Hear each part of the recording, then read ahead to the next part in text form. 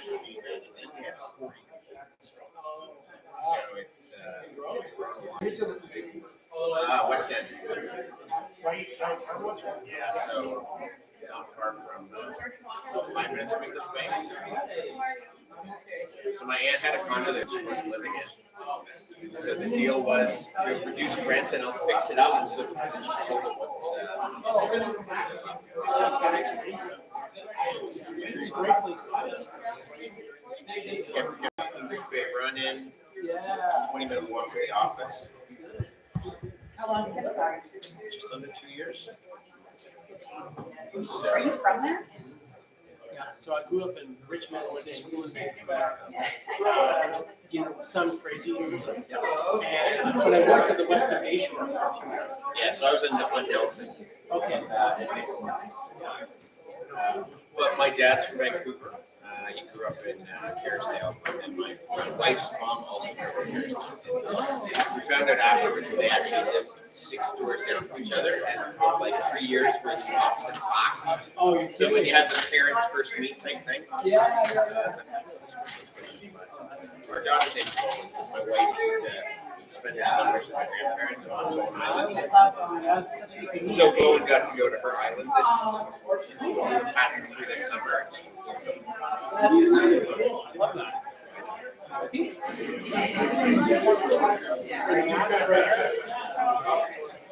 So, I think so.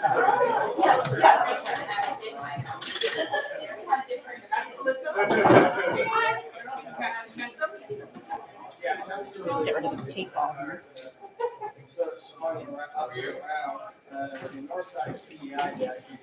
Julia, how are you? I'm well, how are you? Good, good. Nice to see you in person. Yeah. Hi, thanks so much for coming. This is going to be so exciting. I know. It's a kind of a tight setup. So I'm trying to think about where you'd like to sit. I know, I know you'll be masked. Is that okay at the end? Okay, perfect. Yeah, perfect. I'll probably pick it off to speak, but It's whatever you're comfortable with. Totally. Yeah. I mean, I totally understand. Yeah. Oh, thank you. You're in the shot. In the live shot. Thank you. What's it like if people are sitting there? And I'm gonna adjust it when you go down. oh, you're gonna pull this back? Yeah. Oh, okay, cool. So right now I can see the podium. Yeah. Should everybody see? Oh, I'm trying to find it. And then there's okay. And then your image. I think that's great. I think it's great that people have multiple ways to So yeah, and I know Yeah, so I'm really glad. good. Yeah. And it'll be there for people to watch later. That's right. Yeah. And it's just learn how to integrate this kind of stuff. It's a hybrid world. No, of course. How was your conference? Well, it was good. It was good. Well, I wasn't on a panel. I was just speaking myself on and it went good. You have Yeah. I didn't hang around. I really wanted to hear Lamani Carmichael. I did too. I did not see it. No, Saturday was so busy. So many hockey games. Oh yeah. So so I never have Saturday myself, but Yeah. there was some. I really enjoyed some of the conversations that were really high level and meaningful throughout it. So I thought it was a really success. I really wish I was there in person because by the time we signed up, there was no tickets left. Right. So It's so nice to see you. you had not been to on conference. I have. Oh, okay. 1 year they were just Yeah. years, 5 or 6 years ago. Yeah. And that was the only one I've been to. And then we had a project that was accepted for a Friday night event. So they highlighted 2 of our projects. So tickets, I had a conflict, but we had a couple people there representing. And because typically it's our operations colleagues and our service manager colleagues that go, and we're the new building. So region of York, so or Carrie, I know something about it. yes, she's here. Yeah. So now we have Kathy Wilson as a DM. And years ago, she was, when I worked in the city in the 90s, she was the senior manager there.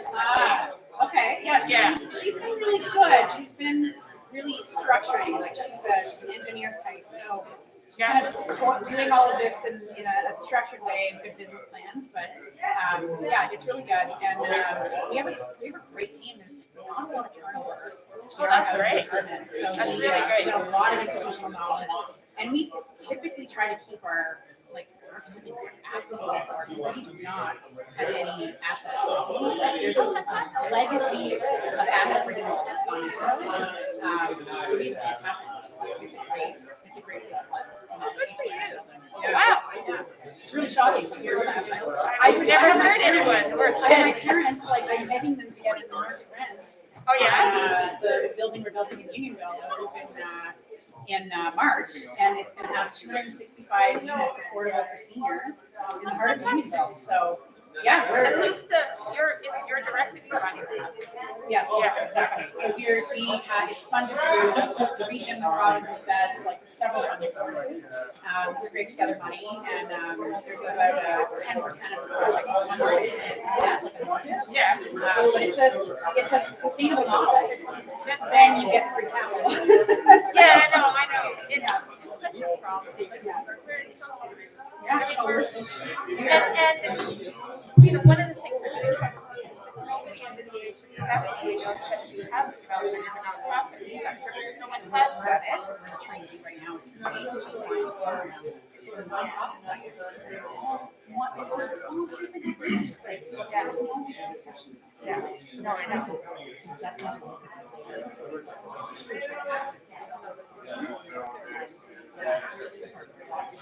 Yeah. Well, it's fun. I want to do. Yeah. Well, you know what? I'd be tired of it. How did that happen?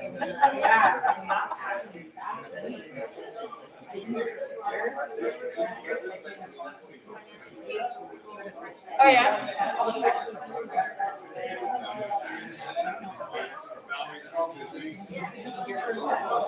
I started off with a small one.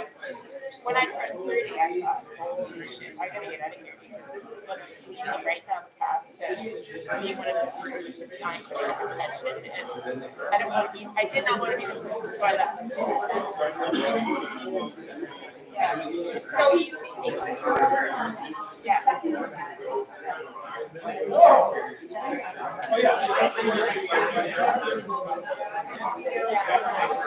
it is, and it goes, yeah, and it. I can pull this down.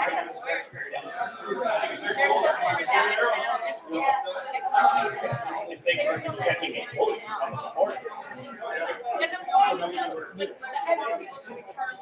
I just brought that down. I was just going to throw Trump. So it's good. You and I are building the same. And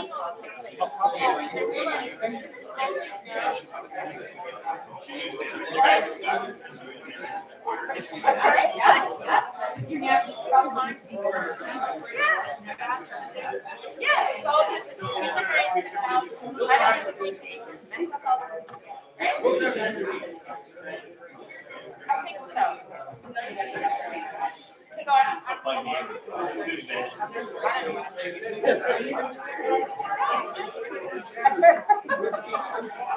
But I mean,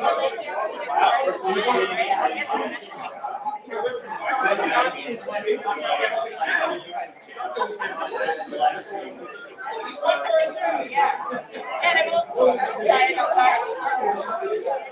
once you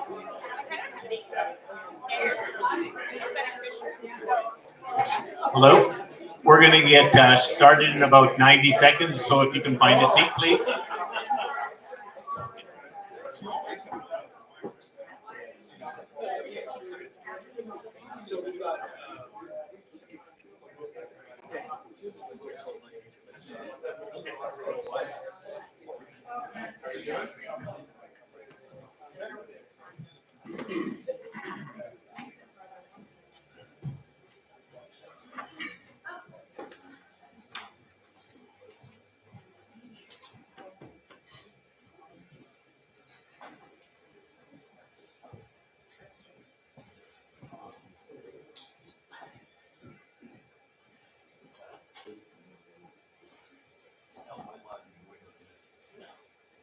I lied, we're gonna wait another minute.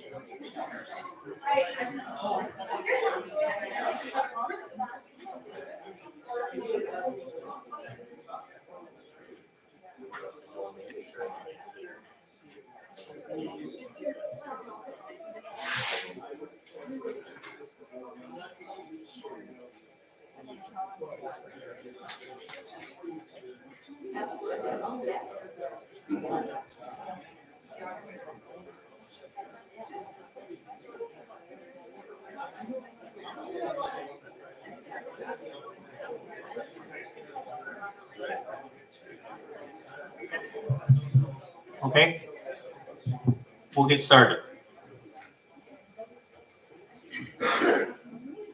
So, welcome to the Weston Village Residents Association AGM.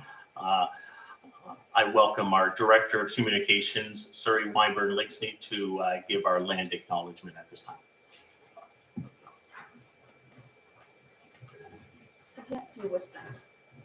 We would like to acknowledge that this community is situated upon the traditional indigenous territories that include the Wendat, the Anishinaabe Nation, the Haudenosaunee Confederacy, and the Mississaugas of the Credit First Nations. The treaty that was signed for this particular parcel of land is collectively referred to as the Toronto Purchase and applies to lands east of Browns Line to Woodbine Avenue and north towards Newmarket. We also recognize and respect the enduring presence of Indigenous peoples on this land. Weston is situated on what is commonly known as the Carrying Place Trail.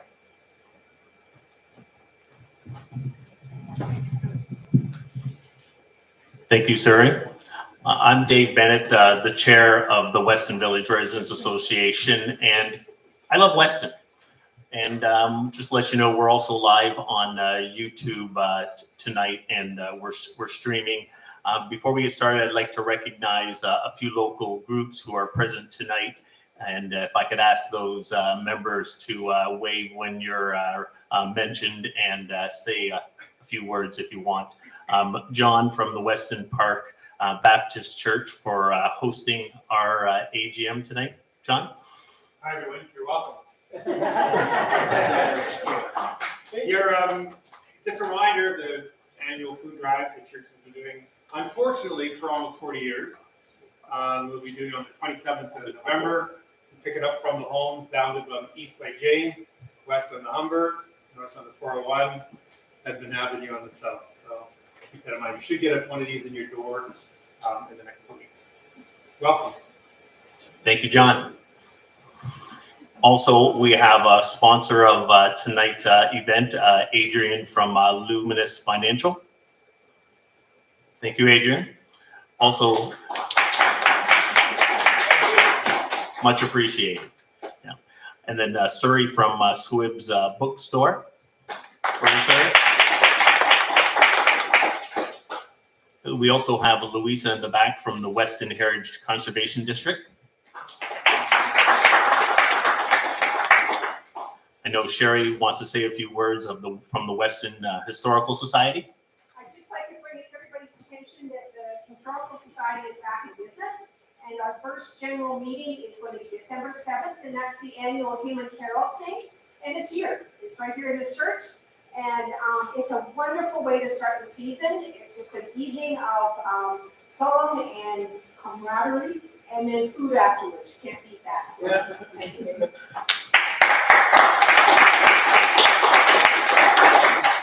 Thank you, Sherry. And I'd like to ask Francis Nunziata, our counselor, to come up and say a few words.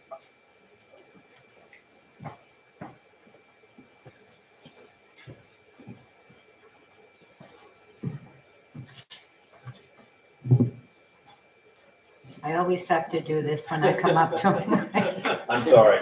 I always have to put it down at least 10 feet. But thank you, and I want to thank the Weston Village Residents Association for their annual AGM, but I also want to thank them for all the work that they do all year round. And in particular, Dave Bennett, as your chair, he attends a lot of meetings. He updates the community.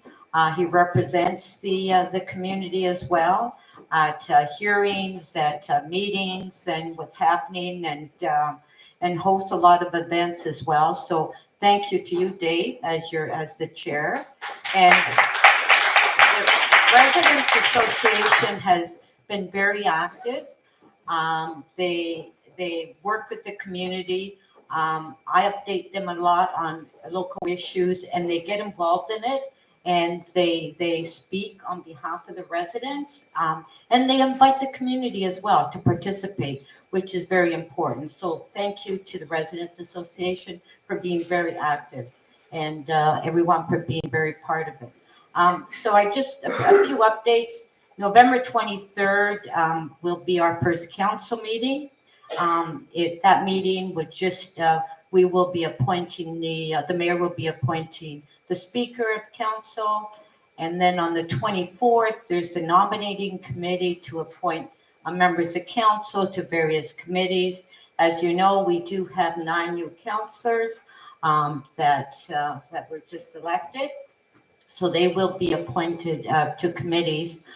They will be given a list of what their preferences are.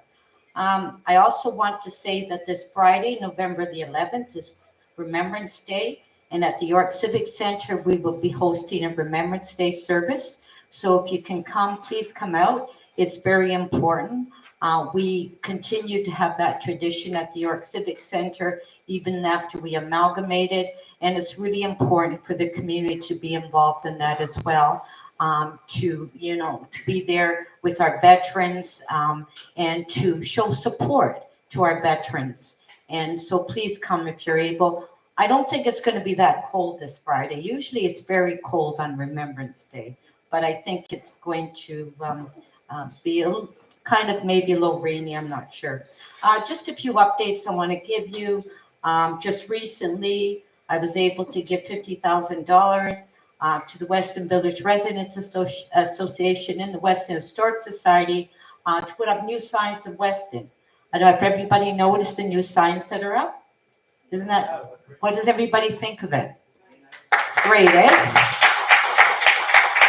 So thank you to the Residents Association, in particular Surrey and Sherry, from the Weston Historic Society that made that happen. I know it was very challenging to get that all through, but we finally got that and the signs are up. So, except for one. Well, we have to get Metrolinx, right? We need to have a meeting with Metrolinx. Just a couple of updates as well. Just recently, as you know, I'm just going to give you some police updates here. That's very important for Weston. The Central Restaurant, which was a real problem, which was just south of Lawrence. Kings at Castle Point purchased the building. So they're now gone, and they were a problem in Weston. And so I'm pleased to say that we finally closed them up. And as you know, we also had a shooting at 2 Rosemount a couple months ago, and that was a problem establishment as well. I'm pleased to say that had the city pull their business license, so they don't have a license anymore. I'm sure that they're going to appeal it. If they do appeal it, I would hope, and I would like the residents to support me on that, because I don't think they should get the business license back.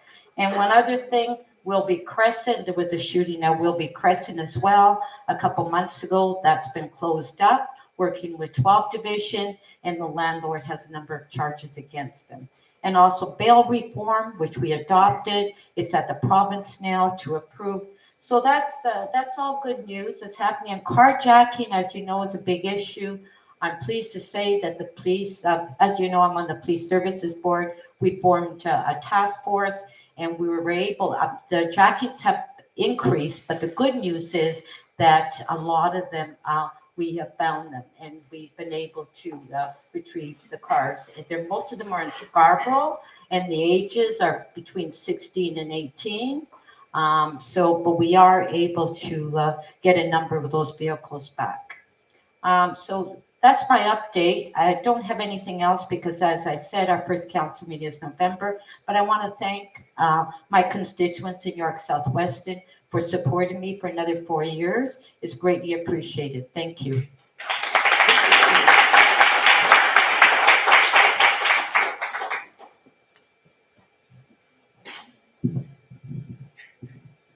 Thank you, Councillor, for all the positive news.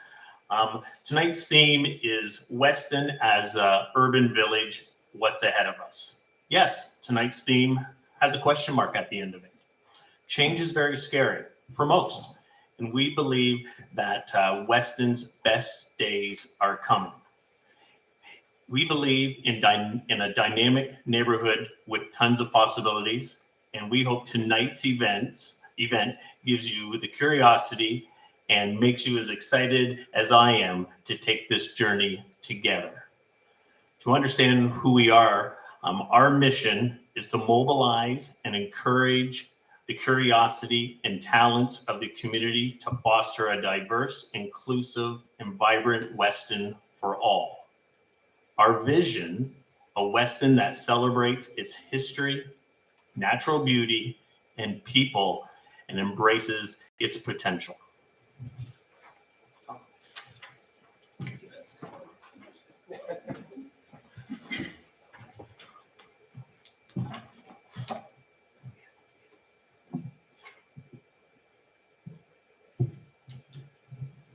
You can advance the slides, Dave.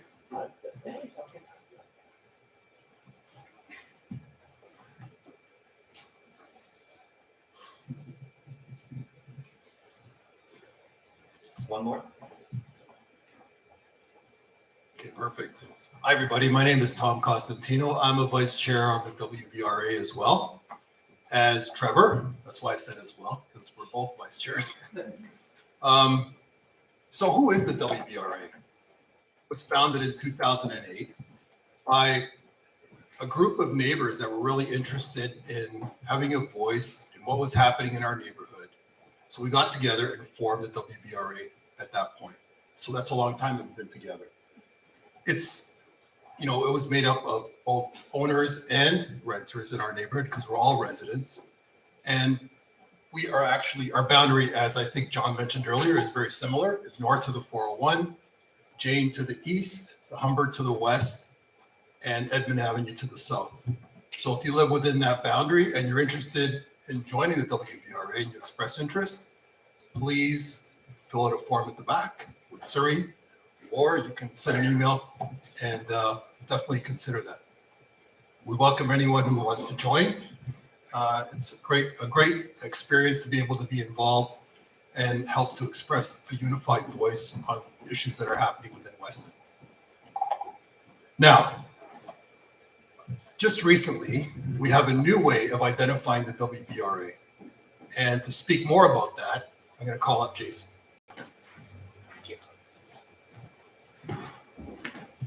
Hi, everybody. My name is Jason Doolin, and I'm a resident in Weston. I've been here for about 25 years. And recently, I participated in a project to come up with a new logo for the WVRA. And we started by asking ourselves this question: who is Weston? What is Weston? In fact, it was not an easy question to wrap our heads around because it's constantly changing, and there's a lot of diversity here. And we literally got to the point after about 2 months to say, maybe this is our logo, and we'll just leave it at that, because it was a really tough question to grapple with. But we did start to lean in by asking ourselves, what do we know? Let's start with some facts about Weston and get our heads wrapped around some of the things that are changing. And you're going to hear a lot more about what's changing later tonight. So to begin, we asked, where do we live? Like physically, what kind of structures are we living in? And what we found is about 40% of our households are in your classic single residential homes, and about almost 60% are in buildings more than 5 stories. This surprised me as a homeowner I actually thought it was flipped. So this was a good education that it's not as things appeared to be for some of us. And this is changing, and we're going to hear a lot more about the high rises and high density that's coming to the community. So we wanted to keep our eye on the fact that we are a residents community, a residents association, not just for homeowners, but for renters and for people living in condos and people living in all sorts of different facilities here in the boundaries of Weston. Then we asked ourselves, what will not change about our community? So we took a little poll among some of the more active community members, and we realized that Weston really has a connection to nature. We have the river, we have an amazing park system. We have a neighborhood that is just, it looks like a forest through most of the year. So we recognize that's an important part of who we are. We're also a really welcoming community. We have a lot of first generation Canadians, people arriving to Canada who land in Weston. And there is a real spirit of neighborliness. People have a sense of belonging here. And if you've ever doubted that, take a look at the Facebook groups and listen to some of the chatter. It is truly amazing, the type of community spirit we have. And it's thanks to neighbors stepping up for each other. There's a real vibrancy here. We have amazing art scene that's developing with each and every year. And again, we've got cross cultures and things are changing. And finally, we have an amazing legacy and history. The Historical Society does an amazing job of keeping us appraised of that. And not just pre-colonial, but after establishment as well, so recent history. So these are some of the things that don't change about Weston. And I wanted to highlight that because you're going to hear about a lot of change coming. So we thought if we can come up with a logo that represents just a few, honors just a few parts of Weston and the residents, then I think we're on the right track for describing who we are. Our new logo we thought should be familiar. It's going to be new, but it should feel familiar to us. It should be inspiring, not just for people who live in Weston, feeling good about where they're living, but for people on the outside looking in, choosing where they're going to work, where do they want to raise their families. We wanted an inspiring logo. We want it to be timeless, not static. And we also want it looking forward, not looking backwards. It's really important. We honestly believe that Weston's best years are right ahead of us. And we wanted to make sure we were looking forward. So then we started to take a look, almost all logos, if you think of the city of Toronto, you always see the CN Tower. They always have some kind of architectural feature. So we started looking around to say, what are some of the things that classically represent Weston? And we took a look at historical landmarks, the War Memorial, the library. We looked at about a dozen others. We also took a look at Main Street and some of the representation that the BIA has, because that, for many of us, is how we think of Weston. Then we took a look at the Humber River and the wildlife and the history of that river and some of the amazing parkland that we have. Again, not just the river valley, but in and around the households and the neighborhoods that we all love. So we looked at all these things as inspiration for a new logo. And then we thought, let's pull out a map and really make sure we know the boundaries, the borders that encompass Weston. And so we said, all right, well, let's draw a line horizontally right through the middle of Weston. And then if you draw a line right through the vertical of Weston, where do you end up? What will you find? And we thought, it actually surprised us to do the exercise because what we landed on is a real gem that many of us already know about, but it's still new for a lot of us. It's Weston Commons with the amazing Artscape Center. It is a place where you find the transit and you see a real mix of the old and the new in high residential homes. You also have this fantastic tower sign, which is really an homage to train stations of yesteryear. It was always a way of establishing a place. You knew you arrived someplace when you saw the local community's sign. And so they really looked at all old Weston or old Ontario train stations when they built that. The beauty of this place is not only is it smack dab in the center of our community, it has this fantastic bridge feature that links the old established neighborhood to the newer high rises that are coming in. It is a link from neighborhoods to our business community. It links us to the river valley system. It is a connection between the old and the new, and it's also a meeting place. It's a place where we meet for the farmers market and for cultural events. And it is still new for many of us, but it is certainly a place that is unique versus other communities. So we honed in on this as being an important part to establish our logo. Specifically, this feature and this view right here, the tower sign, the arching bridge, that combination is not something you see everywhere. And that led us to this logo because we feel it represents both the past and the future. It is put at the heart of it is that bridge feature linking the older neighborhood and the newer neighborhood and all the magic that is Weston. The green, of course, is about the nature that we so love and the growth that we're going to see in Weston. The wave in the center and the blue is the Humber River, and blue represents our vitality and the constant renewal that we're going to see in our community. We picked a classic font so it stays timeless. That is our new Weston Village Residents Association logo, and we hope it honors the residents of Weston. Then we also came up with a horizontal version. This is just the technical stuff. A horizontal version, a black and white version. To a marketer, I really dig this stuff. So thank you very much, and I hope you guys will see it around and share it with the community and let people know what it stands for. Thank you.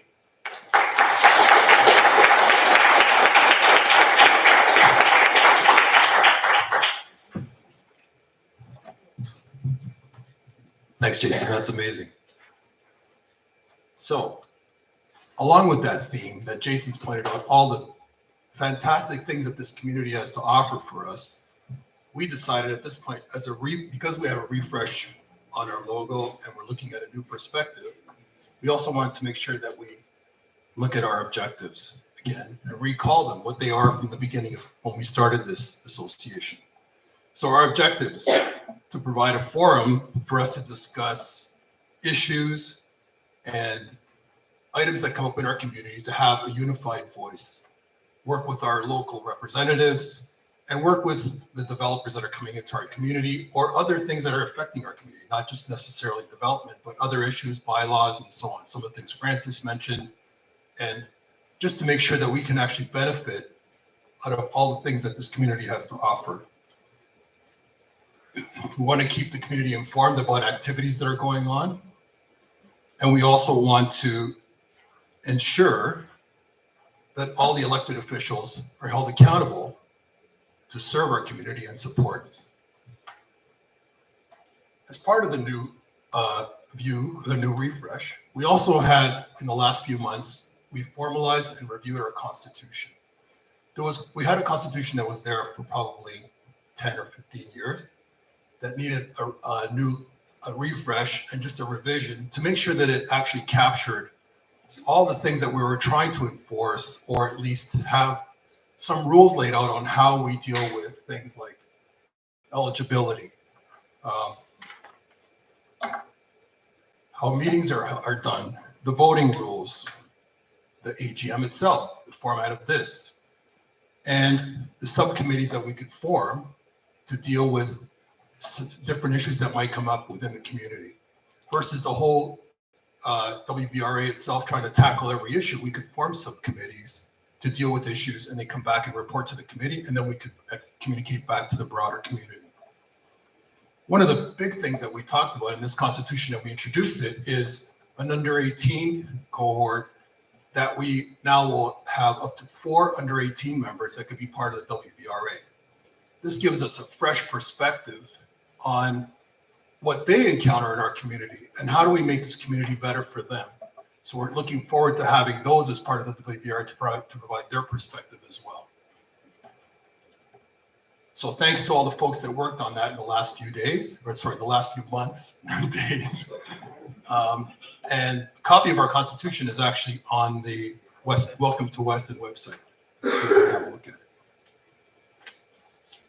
Now, let's highlight some of the things that we actually did do in the last year, just to show that we've actually been doing something. So we've co-hosted the provincial and municipal debates with other local community groups that are adjacent to ours, like the Mount Dennis group and others within that area. And we hosted them here, I think, both of them, right? So that was thanks again to John for providing the space. The Canada Day celebration, we did that at Weston Common, and it was the first one that we did on our own with WBRA, thanks for some funding from the counselor's office that we got through federal grants, right? Is that the way it works? Yeah. I think it was really successful. You might have seen some pictures of it in the loop that we were playing earlier. That was a really great thing. The pumpkin parade. It was started by the WBRA board members, and Joanne, over the last 5 years, I'm just going to read that off because I want to give credit to Joanne for doing that. But it's continued since then, and now expanded into other neighborhoods as well.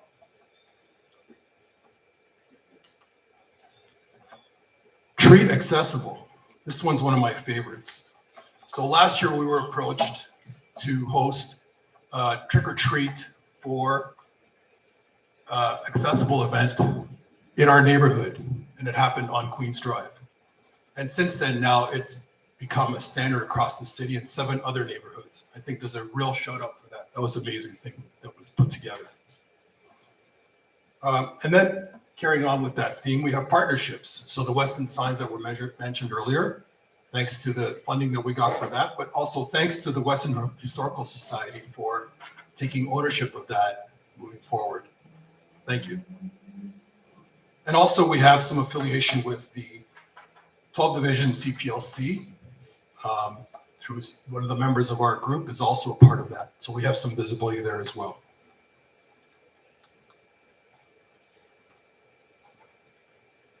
Another great achievement, the community ice rinks. So we have one, or continuing a five-decade tradition in Weston.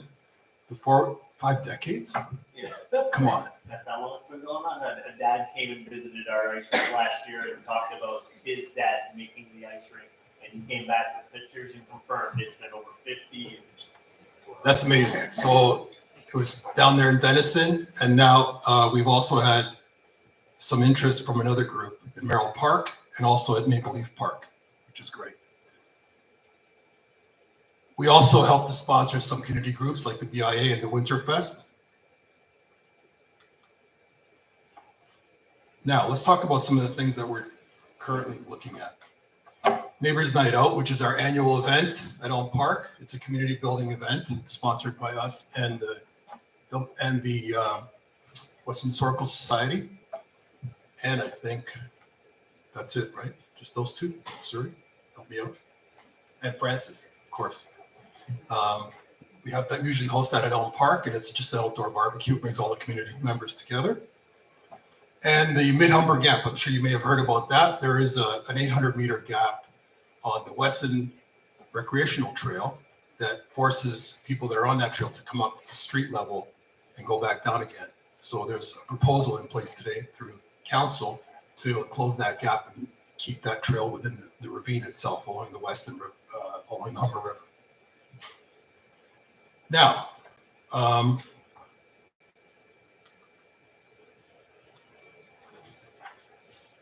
other subcommittees that we've done is the development subcommittee, as I mentioned earlier. Something around community gardens. There's been some interest in that as well, and some spring cleanup events. We also have some ongoing review of city initiatives that impact our community, like planning and zoning changes, as I mentioned earlier, and infrastructure and services improvement. And we try to at least inform our community when we hear about these things, just to make sure they know if they're impacted. And that's not usually through an email communication, or we have some information on our website. Now I'm going to call up Adrian to talk about our treasurer's report for the year. Thanks.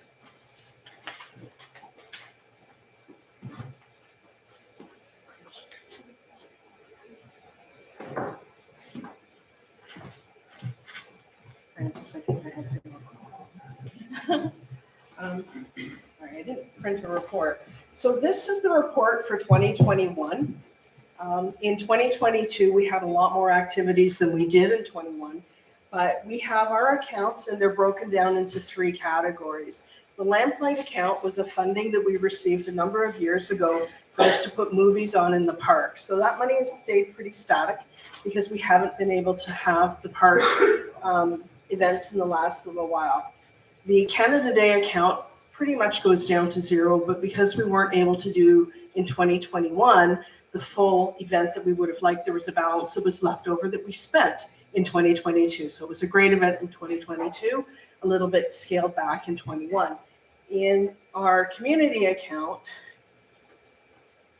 you'll see the balances there. We have very few expenses. We have our website, which is nominal, and a couple of other charges that we have that go through the account. But really, we try not to spend your money if we can avoid it. And I'll plug the membership and the dues. There's some forms at the back.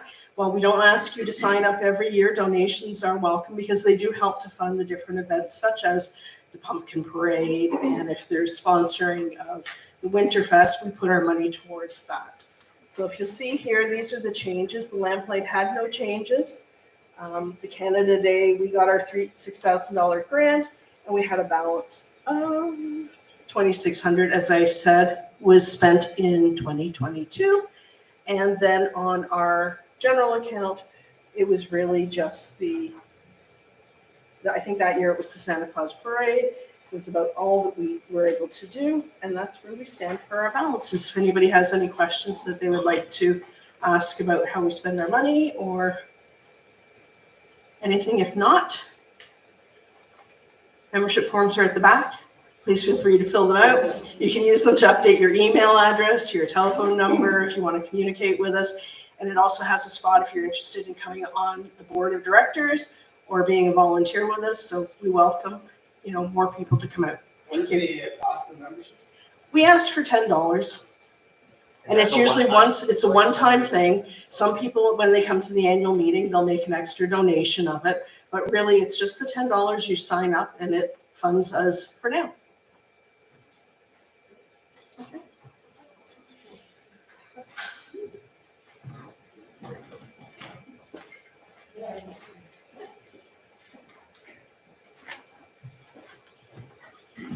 Hi, I'm Bill Taylor. I'm currently the secretary of the WBRA. I just want to give you an update on current status of the board of directors. So the board is comprised of between 15 and 25 people. And going into our new term, there'll be 6 vacancies on the board of directors. So we are looking for people who are interested in joining onto the board. If you live within the boundaries of the WBRA that have been mentioned before, Humber, 401 Jane, and Evan Avenue, then you're eligible to apply. If you're interested, at the current moment, you can speak to me afterwards and I'll get your contact information, your phone number and email address and whatnot. And at a future board of directors meeting, they'll have a vote on the expressions of interest that have been brought forward to them. And that's how members will be brought on to the board. There may be a request for interested people to also provide bio, just to give the board an idea of your history in Weston and your interest in joining the board.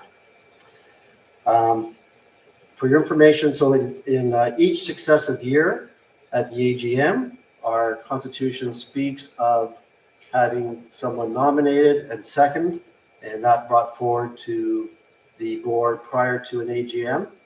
That nomination needs to come in 2 months before the AGM and before 2 weeks prior to the AGM to give time for the board to manage those nominations.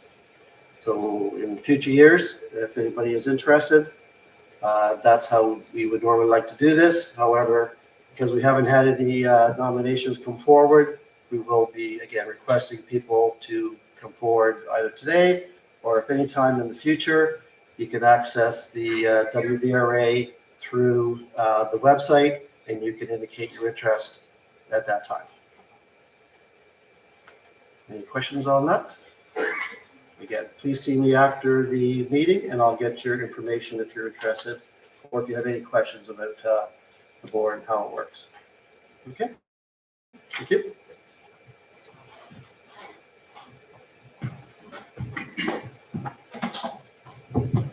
Excellent. Thanks, Adrian and Bill. Now, getting back to some of the current activity going on in our neighborhood, the development subcommittee is actually quite busy. There's a lot of changes happening. There's a lot of developments that are proposed or upcoming in our neighborhood. And one of our panel discussions is around that today. So I'm going to call Jamie up to talk a little bit about that.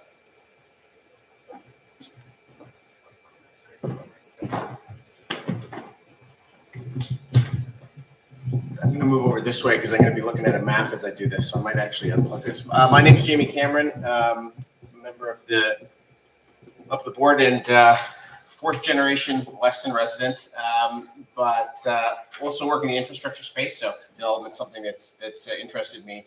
So as mentioned, we're going to do a panel to talk about the future of Weston. But before that, I just want to give a primer on some of the developments that are coming down the pipe in Weston to give you a sense. And I'll do a bit of a walk along Weston Road in both directions. Quickly, before I do that though, one thing we did start was a development subcommittee. And I think it's important to say, first off, the point of the Weston Village Residents Association and Development Subcommittee is not to pick winners or losers when it comes to development, but it's to create a line of communication with the developers on what the community would like to see in these developments coming forward. Because as you'll see, there's a lot coming down the pipe. And it's also an opportunity for us to get that information and then be able to bring it out to the community. So I encourage anybody that has interest in these things to get in touch with us, because again, we want to make sure that we're telling the development community what we know that their help can help grow Weston, but what's important to us, what's going to make a livable Weston going forward. And that's the message we want to try and get across. So what I'm going to click. It might have got shut off. My word. 1 second, I'll move it forward. He's got lots of. I got lots of. How's that? Oh, all right. Maybe we're not going to get the animations. All right, that's all right. These were going to fly in, but we'll do this the old-fashioned way. I've got a laser pointer here, though, don't I? Yes, I do. Oh, good. Perfect. Here we go. All right. So what we've got here is we've got two maps of Weston Road. This is Weston Road here from Weston Commons going south, and then we've got it going north from Church Street up to the 401. So I'm going to take you on a bit of a walk down Weston Road to talk about some of the development applications that are either out there already. Sorry, I'm blocking the view for some of you there. And what's coming down the pipe? What some of the potential ones are. Now, if any of you joined our AGM last year, thank you. I talk with my hands, so I apologize. We first presented a version of this last year, and we're just continuing updating it to see what's coming. So if we start right here at the beginning, right here on Little Ave, we've got the Weston Asset Management. In green means this development's actually been approved, so there's going to be retaining some of the heritage buildings. But we've got two towers here, 35 and 29 stories, that are going to be coming in. And if I remember correctly, I think this is about 750 units is what that's going to work out to. Sorry, where is that? This is on Weston Road, right at Little Ave. Okay. And so you've got I guess the Dollarama's in there on the one end of that on that site. So that's one of the first major ones. You're probably not going to see it breaking ground for a couple of years, but that one was recently approved. Across the street, there's been some new tenants, but you're starting to see a little bit of land assembly with some of these blue lots, both on South Station Street and on Weston Road. That might mean some longer term play for real estate development. But it also means that you've seen some new stores coming into what were previously empty storefronts. If we get closer to the intersection, we go to where we're standing right now. So first, the application's gone in for Castle Point Numa for 2 stories to redevelop this site, move this church over a little bit for community space, and develop there right next to the GO station, which is right here. On the other side of the Go parking lot, we've got this proposal at 38 stories. And if I'm not mistaken, I think that one's been appealed. So that hasn't been approved yet. But that's essentially the previous theaters. If we cross over onto the other side of the street, we've got two, Castle Point Numa's picked up 2 other parcels of land. They haven't put any applications in, but they've already had some meetings with the community to talk about the types of towers that they are going to be putting in there. Because it's long away from application, there's nothing about density or heights or anything like that. And then if you keep going down Weston Road, we get to the second Go parking lot. And just next to that, we've got another approved 24-story tower, the Charlton Residences, and that's taking up essentially the whole block there. So that's, again, another one that'll probably be going under construction in the next little while. And that's a busy intersection over there. We've also got a 9-story tower that's been submitted right next to it. And then across the street, a more recent 25-story one on Hickory. And then you'll have seen this building's getting pretty close to being finished, the Humber, 22-story options for homes. And then if you go right down to the far end, one of the more recent ones is the Mahogany Management one, smaller building at 8 stories that's been proposed to the south end of the neighborhood. There's a couple others that are popping up. They're not big developments, but over next to the Fresh Co, we've got how many stories is that? 6-story smart storage place, and then I think we're getting a new gas station up at Jane and Lawrence as well. So lots going on, and there's probably going to be other opportunities, the Metrolinx train station parking lots at some point. So a lot of density that's going to be coming in here. And one thing I should just give as a background, with some of the recent provincial legislation that came in a year or 2 ago, once the GO transit line, and I work in infrastructure, so transit's my main work day to day, we're going to have some of the most frequent transit service in the city once the electrification comes on board for GO train.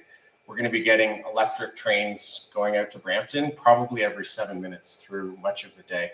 And that's in addition to the Up Express that we have now. So Metrolinx and planning at the provincial level has said that there has to be a certain amount of concentration of development around.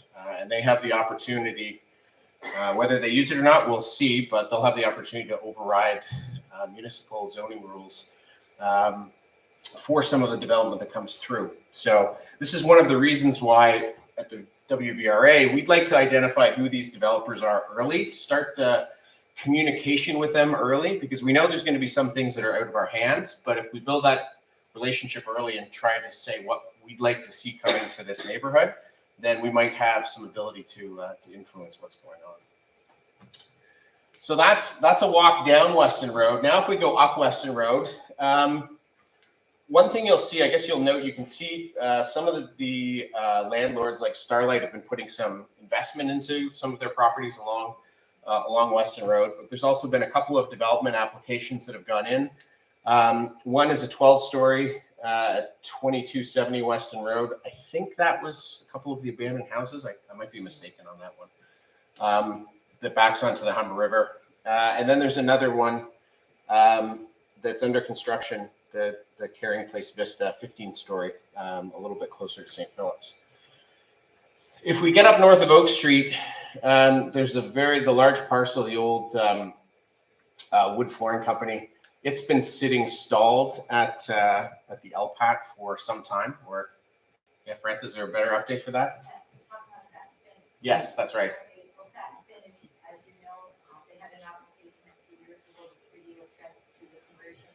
They went to appeal it and they won.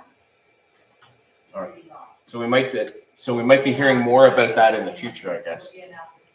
So the old application of that, I think it had a senior's place plus a couple of other condos. So that's that big piece basically across from the Real Canadian Superstore. But the one thing I have done in blue is there's two really big pieces of property. This one is the Real Canadian Superstore. That's Choice Properties. And the other one is the Smart Centers. Now, nothing's come forward for any of these, but if you look at these landowners across the rest of the city, their move going forward is to turn them into more mixed-use neighborhoods. So it's something that will probably happen in the future. There was an application just north of Weston Road that actually just went in for 3 towers or so, right up at Wilson. So, you're going to see some of this density coming in along here. The Costco that's getting built over at Islington is going to be taking the Canadian Tire away from us too. It'll move over there. But I guess an example for this, I'm not sure if many of you know, the mall that's right next to the Caledonia in Eglinton. It's right next to a GO station. It's a Smart Centers. It's got a Canadian Tire, Freshco. They're redeveloping it into multiple 20-story towers.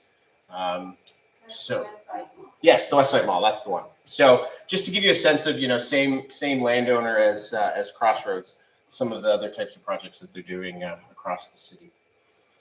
So as I said, we're trying to keep an eye on these things, look at ways to again tell the development community what we'd like to see out of Weston going forward. Recognize there's a lot of people moving into the city. There's a lot of different types of housing that's necessary at different price points to be able to house that. Weston is a great place for that, but we just have to make sure that we can influence them the way we can to make sure it's a neighborhood that we all are still proud of. So with that, I'm going to hand it over to Jason to talk a little bit more about the panel. Great, thank you. We just asked a question before you hand it over there. With all this development going on, are these condominiums, are they apartments, are they low rental, senior accommodation? Like, is there any breakdown on what they propose to put in? Most of these, even when things go into an application, it's not necessarily decided whether they're going to be condos or otherwise. As far as and the market will really dictate that going forward. A lot of what we've seen in most of these are a lot of condos, but you're also seeing a lot more of the institutional investors, like you think of companies that usually do office or retail, like Cadillac Fairview. They're getting into the rental market as well.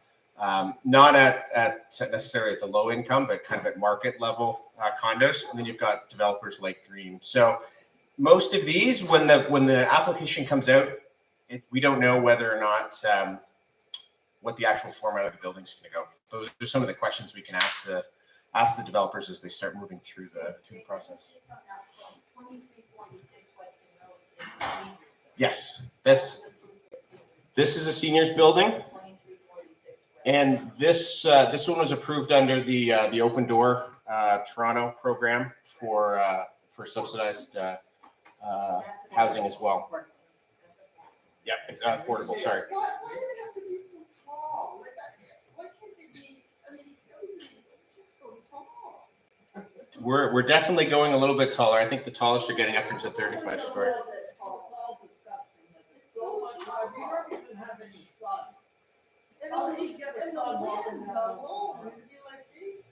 Well, that's one of the things when these, and again, as these applications come through, we or anybody in the community is able to go and speak at some of these, because some of the studies that are required now, and they have to publish them, are the wind and the shadow. And so those are some of the opportunities for us as a community to get up and say, look at the impact that this is going to be having on the community. So, yeah. Thanks, Jimmy.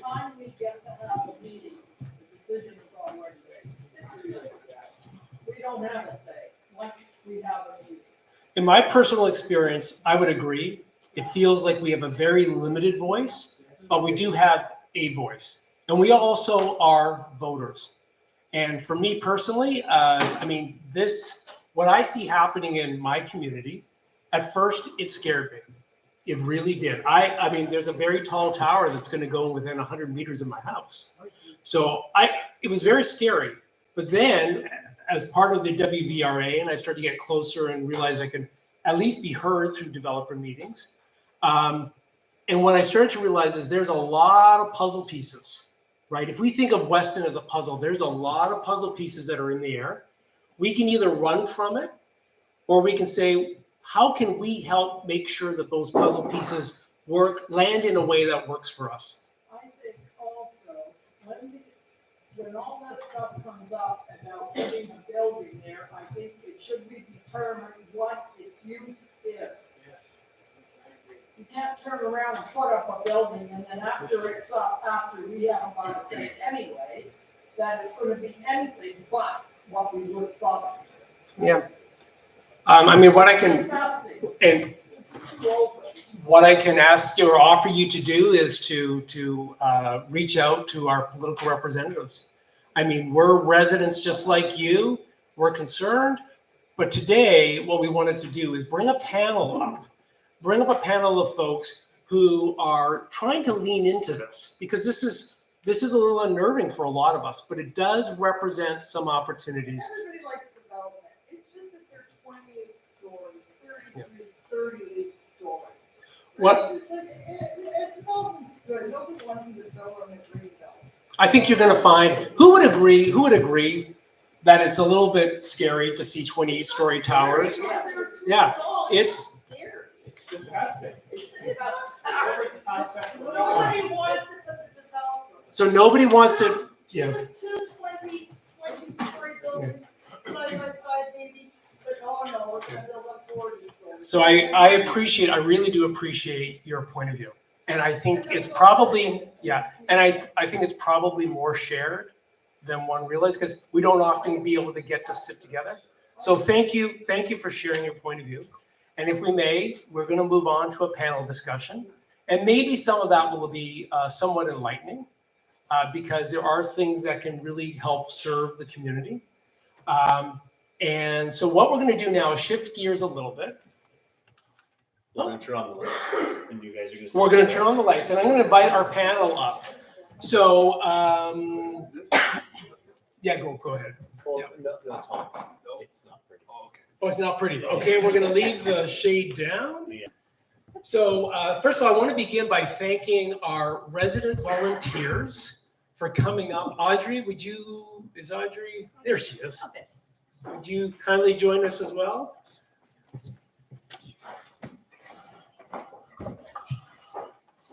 Audrey, you got a seat for you right here. So just to set the stage for you folks, these folks aren't really experts as so much as they are residents like you, but they are people who have a real interest in what's happening, and they've got some lived experience about what's going on. And we thought that they've got some insight, like Jeannie, as I mentioned. Some of you folks are in urban planning, the BIA, and we thought, why not invite them and see what information they can offer? And if nothing else, just start to put some of these thoughts and ideas on the map for us. We're not espousing anything other than driving more curiosity in our community. Because there's a lot of people, and I really applaud everybody for being here, because you're coming out and you're saying, what's going on? I want to be kept informed. And I think that's really important. Okay. So I'd like to begin. Oh, I've got a little preface here. So to begin with, I'm going to be asking questions. I'm going to encourage you folks to ask questions as well. I'm going to ask Dave to maybe give me a heads up every 15 minutes, because you've asked me to stop at 45. Anybody who knows me well knows I'm a real talker and not a good listener. So I'm going to work really hard to let these folks talk. And there's a disclaimer to share with you, that the opinions expressed in this panel are personal opinions of the panelist members and not representative of the WVRA. Panelists are here not as experts but on topics, but rather residents who have some unique experience, insights, or opinions. So we hope you enjoy the discussion. Like I said, if you become more curious, if you have more questions at the end, that's a great first step, okay? So let's begin. I'm going to actually ask you each to introduce yourselves, and just in 2 minutes, tell us why you think you were asked to join the panel. Celia. Okay, I don't know, is this working? Yeah, it is. Yeah, okay, great. My name is Celia Chandler. I am a resident of Weston. I've been here 11 years. I'm also a housing lawyer, and I am an aspiring writer. So I was asked to join this panel because I've been writing about my own experience building a laneway scheme. And I'm excited to share some of that with you today. and hopefully you'll get excited too about the possibility of this kind of change in Weston. I introduced myself before, as I said, Jamie. I've lived in the neighborhood for 7 years, raising my my 2 kids. But my great grandparents, or my grandparents, met in Weston, and so growing up in Etobicoke, it's a place I've come my entire life. And as far as my day-to-day work and interest is in infrastructure and transit, and so those things obviously cross over a lot with what's going on in Weston. So happy to be chatting. Hi, I'm Melissa McEnroe. I lived in Weston about 9 years, and I know that because we moved in when our firstborn was 6 weeks old. So I always remember. So we've been here for 9 years, and we've really leaned into the community because it's so wonderful. And as Dave started saying, he loves Weston. So many of us do, because it is such a great place to live. In my professional life, I'm an urban planner, but I develop real estate, particularly affordable housing. And I have a perspective, I think, of implementing actual development and change and understanding from a different lens, which is helpful in conversations. So I really, I love to see everybody here, as Jason said, and this is just the beginning of some great conversations, and I'm happy to be here to participate. Hi, everybody. I'm Audrey. I'm the coordinator at the Weston Village BIA. I've been the coordinator almost 2 years. I don't live in Weston, but sometimes feel like I do. I'm learning a lot, trying to learn every day. And because maybe I don't live here, I give a different perspective that I contribute through my work. So yeah, really looking forward to the panel today. And we're sharing a mic, and you do bring a different perspective. I've got some good questions for you in a moment. I'm going to actually start with you, Melissa, because this, I think, question is quite relevant. I hear from parents lamenting that their children may never afford to live in the neighborhood they grew up in, Weston. And I hear from seniors that when it's time to downsize, they may have to leave the neighborhood to find suitable housing options. Now, that said, with all these new developments, there'll be a lot more housing in the market. Will it address these issues? Yes, I know the answer to everything, and I will address that question. No, do your best. Do your best. Exactly. No, I think as we all know, we see the applications. There's a real appetite for Weston to accommodate this growth, and not only from a perspective of developers purchasing the land, but also from the provincial and the municipal legislations that kind of govern it. So, like it or not, we've been at all levels allocated to get some of this more growth and these more units. And as we point out, we have to go up. There's no other room to accommodate the residents that need to live here. And because we are so connected to transit and have such a great, it's our great place to live, we're seeing a lot of those applications kind of coming to light now. So what that means, so let's fast forward, let's say, 10, 15 years, these are all built. Some of them are rental, some of them are condo, some of them are affordable, some for seniors. What's that going to do for affordability and us? And what I think, and when Jason and I were kind of talking about this earlier, I think one of the main misconceptions about people who live in single family homes is that their house property would go down because there's suddenly so much more supply. But that's completely the opposite, because there are very limited, like nobody's building single family homes and the kinds of homes that are in this neighborhood anymore. So the affordability for the single family home through a lot of real estate trends has kind of continued to gone up. And particularly with some new legislation that's being proposed around adding additional suites on that, I don't think that is forecasted to change in terms of the affordability, perhaps with the market dips, but not so much to reach a different consumer. In terms of the condos or the apartments, what you mainly see, because our properties are so expensive to purchase, anything that is rental is inherently affordable, because there are vast amount of people in this city, in this province, in this country who will never buy a home. And the only option to live in these wonderful communities is rental. So we have to embrace that is only coming and only going to increase more. And it's an entirely wonderful way to fit into a community that you cannot purchase in, or maybe don't desire to purchase in. Perhaps you're a senior towards, you want to get your money out of your asset in your home, or perhaps you're, just like Jason said, like kids who want to stay in the neighborhood. Those options are so limited right now, and they are really targeted to kind of a specific affordability.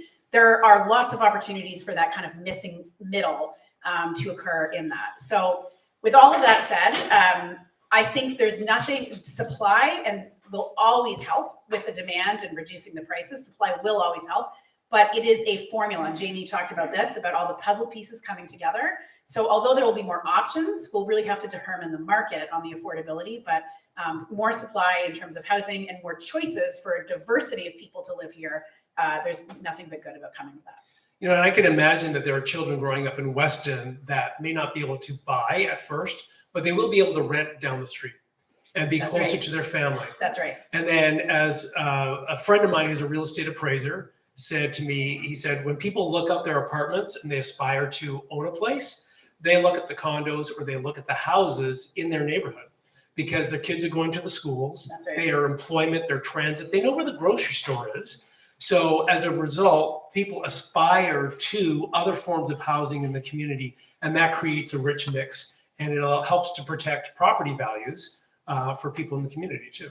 Absolutely. It is, it's a confluence of a lot of things happening all at once. And one of the words I think that's really helpful when I think about development here and the direction that we're going is almost, it's a serendipity in a little bit. Like we didn't really ask for a lot of this to come. Like there's been policy, there's been, lots of work by our local politicians. And, we didn't really push particular for this. But a lot of things are happening in our favor right now. And all this is kind of coming on, and it's just kind of here. And as Jason, as you kind of said, we got to figure out how to handle that because it is coming.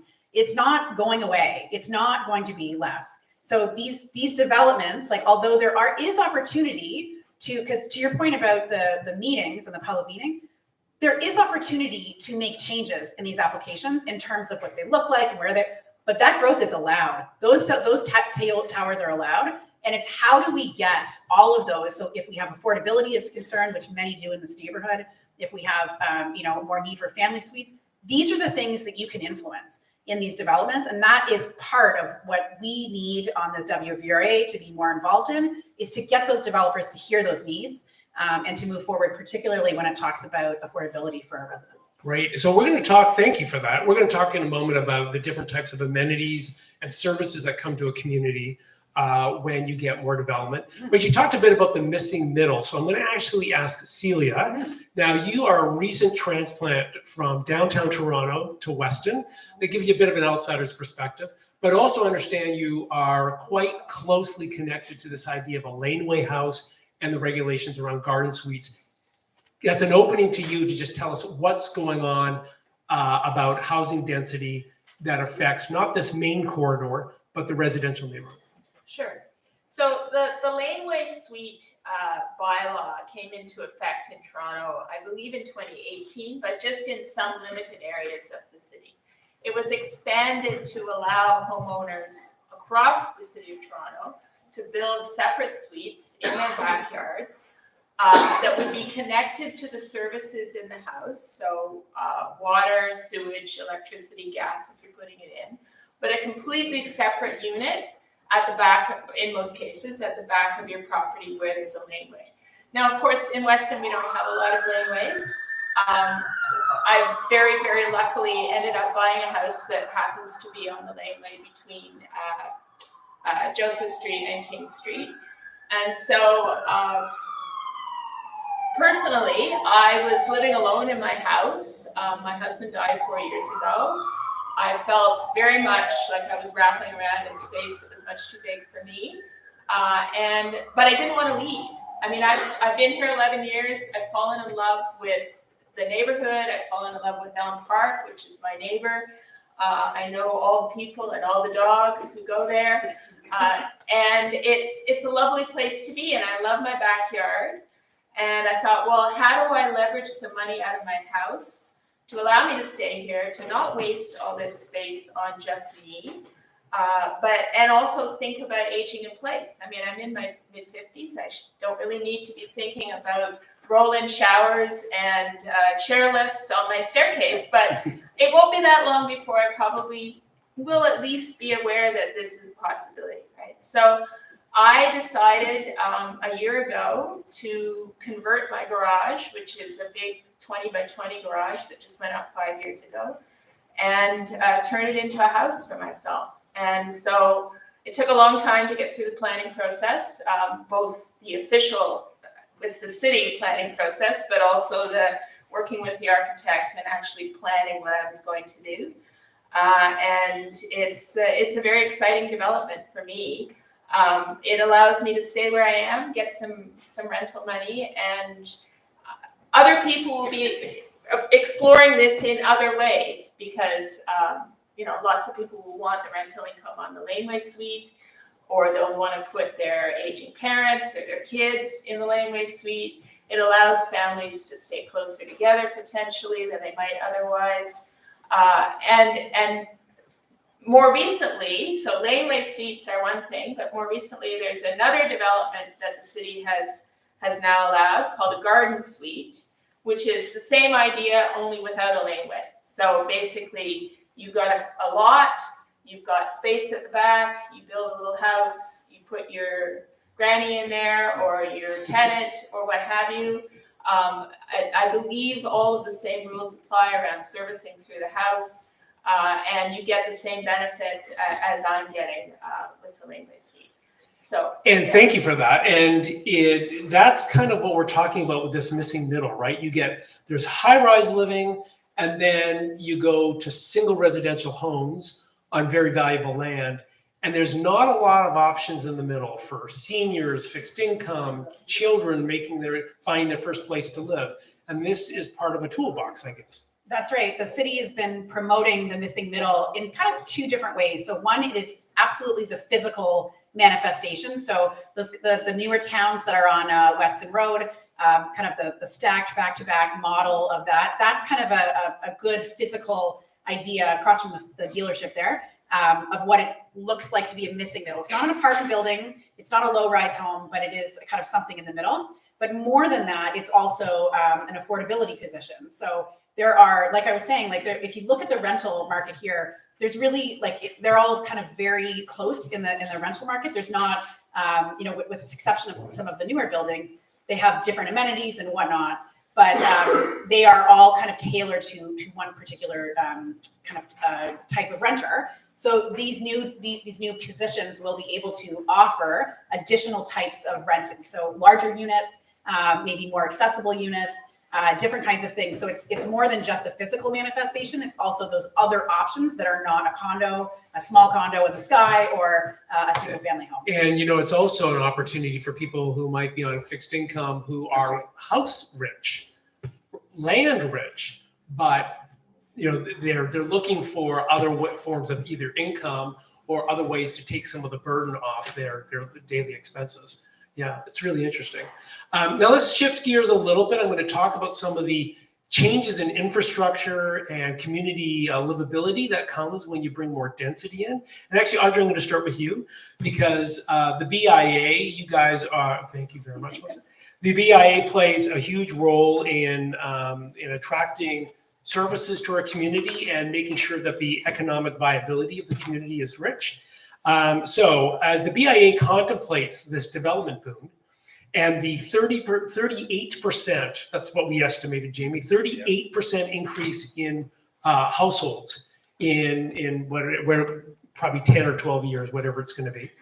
That's a lot of people coming, and that's a lot of new retail space because a lot of these high rises are going to have a lot of retail space. So will the BIA be able to shape the retail landscape, and how? Yeah, yes, okay. Sorry, I wasn't sure it was working. So of course, this is something that the BIA has been thinking about probably before I came on. So one thing that we're doing for this is we're going to be making a strategic plan for the next 4 years that's going to include how can we ensure with these redevelopments that we are going to be getting a good retail mix, because what we want is not more of the same stores or, you know, new stores coming in that just displace ones we already have. We want something new that's going to attract the residents to come down to shop. So in this strategic plan, we're going to be working on that. Now, I've got to ask, I hear people asking me about a gym, yoga studio, a pet supply store, a hardware store, more coffee shops, higher end, lower end, something for everybody. Also, of course, a grocery store, fresh produce market, a bakery. I've had coffee this evening. So what do you have a preference? Like if there was one or two on your list, who would you like to see come to the community? Well, number one that I've been trying since I started is a bicycle store, because we're home with a bicycle and there should be a bicycle shop, or even just a repair shop. But what the BIA does is, you know, we don't want to live in a vacuum and just say, okay, what do I think, or what does the board think? So we do have an annual survey that we put out to the residents to see what they're looking for. If they're looking for restaurants, what type of restaurant, what type of retail, or what type of services. Okay, and we saw your survey come out just recently. Yeah, great. I'm going to come back to you because the BI is a huge community builder for us. What's that, 15, 30? What is it? 15. All right, Jamie, when new developments come into a community, there's a lot of amenities and services and infrastructure, some that goes noticed, some that is not being noticed. How has Weston benefited from some of this? And is there anything, I'm just going to ask you to look into the crystal ball, is there any changes that we can expect that would come when you get a community growing like this? Well, one of the things, and I guess you know, people are worried about traffic and what's going to happen there. So from that perspective, you get some road improvements. One thing that we're also looking at is people are recognizing that not everybody's driving a car anymore, and we can't, as a city going forward, have as many people going. So these buildings aren't necessarily going to be bringing cars with them because the number of parking spots per units are dropping. But it also means that we're going to get more investment in some of our other infrastructure, upgrading our electrical infrastructure. My power hasn't done it quite as much as it used to. Yeah, that's right. In the past. In my previous life, I worked in tunneling, so water, wastewater, those things are all important as well. You've seen some of the investment that's been coming in for flood mitigation. But the city has models. They know what the infrastructure is going to be able to handle. The city's gone through headaches in Yonge and Eglinton because they weren't planning as far ahead. But now with Mount Dennis and Weston, there's more knowledge or understanding and better models of how that's going to impact things. So that'll bring some of the infrastructure investment as well. And then if you're to look for the crystal ball on the transit or transportation side, you know, one of the things that's going to be pushed more is it's not just about transit or it's mobility. There's going to be a lot more options out there for people. You know, we've seen bike share. If you look at the map of Toronto's bike share, we've got our own little node up here that a lot of other communities don't, because we're connected through the bike path network. And the Weston Gap or the Humber Gap, which we didn't talk about earlier, you know, is going to bring some more of that type of connectivity. But long term, as I touched on before, Go Expansion, they've awarded somebody that's going to start building this out and plan the service. Deutsche Bahn, who does the regional rail in Europe, is going to be the one who's leading that. So when we get more trains, it's going to be like electric subway, almost subway frequency for us here. Quieter trains going forward that are going to be able to go throughout the day on the weekends to be able to get us downtown. We're going to have more stops between here and downtown. We'll be able to get off at Stockyards. We're going to be able to get off at like the exhibition. So again, more opportunities, more investment in our Kitchener rail corridor is going to be one of the backbones of Metrolinx. So there'll be a lot of investment that comes along with that. And then, I mean, it hasn't been in the news lately, but Metrolinx last year in their long-term 2050 transit plan still has rapid transit coming up Jane Street. So a long time ago, you would remember the plans for the LRT there, but it's still on Metrolinx's plan. It's probably the next wave after Ontario Line of investment. So we're probably still talking 10 years out to talk about it, but you know, some speculation that Ontario Line West could someday be merged into what we planned on Jane. So that would just mean more accessibility and connectivity for the neighborhood as well. I'm glad I asked the question. I just learned a heck of a lot. Audrey, I'm going to go back to you for a moment. So the BIA plays, I mean, you guys are frankly community builders, as far as I'm concerned. When you consider Winterfest and the Mother's Day event and the farmers market, and you guys are doing activities throughout the year, you're bringing our streets alive as community builders.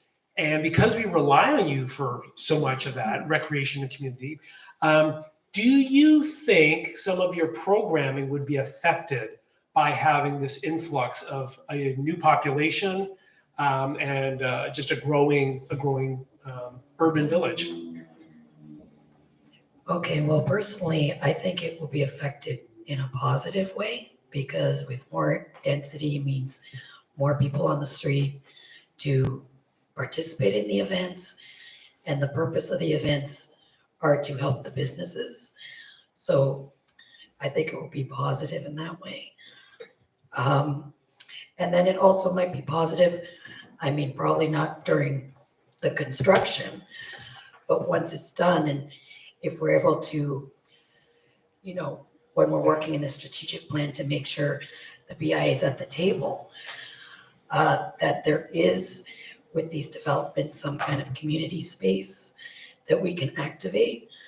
For example, the one on Little Avenue is going to have that museum. Well, it's a potential space for the BI to host something with with the Historical Society. So I think there's a lot of potential for more activation space with these developments. Because frankly, right now I feel kind of restricted with what I have to work with. Everyone knows Little Avenue Park and always asks me, why don't you do more things there?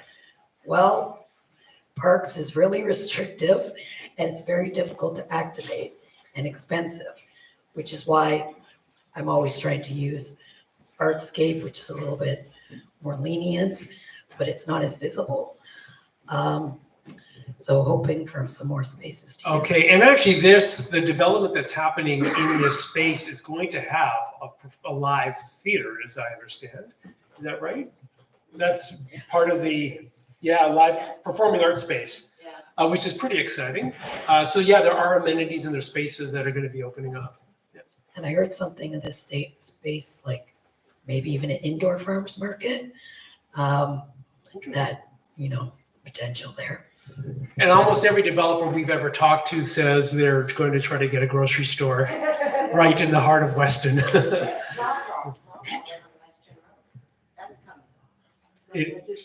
part of the development. Which one? The one on Little Avenue. They were aiming to bring a Loblaw? Yes. Where the old Loblaws was? 40 years ago? Wow, and that's before my time. Well, that's interesting. Way to go. Yeah, thank you. Yeah. So, I mean, this is maybe, I guess, the example of the puzzle pieces are in the air, and hopefully we can help manage where they land in a way that serves us. Now, Celia. Okay, so garden suites, very interesting. So again, you're building what is technically a laneway home on your property, utilizing that additional real estate, helping to solve the missing middle.